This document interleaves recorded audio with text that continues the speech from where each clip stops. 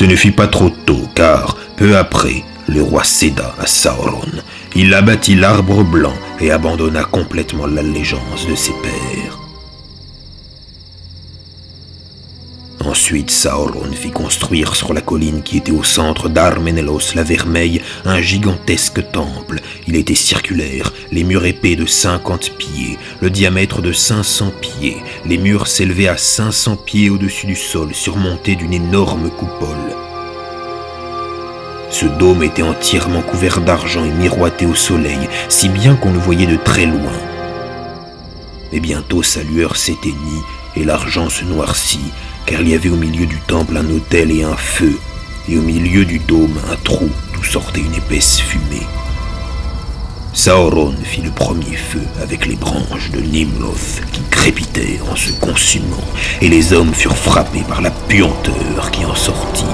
Un nuage pesa pendant 7 jours sur le pays, avant de glisser lentement vers l'ouest.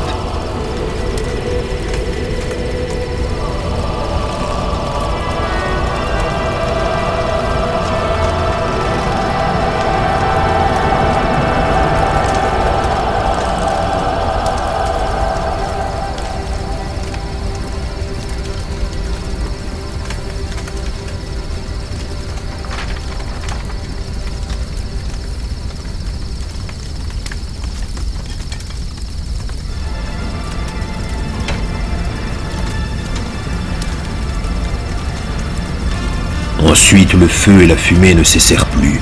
Le pouvoir de Sauron grandissait chaque jour, et les hommes venaient au temple faire des sacrifices à Melkor dans le sang, la torture et la plus grande cruauté pour qu'il les délivrât de la mort.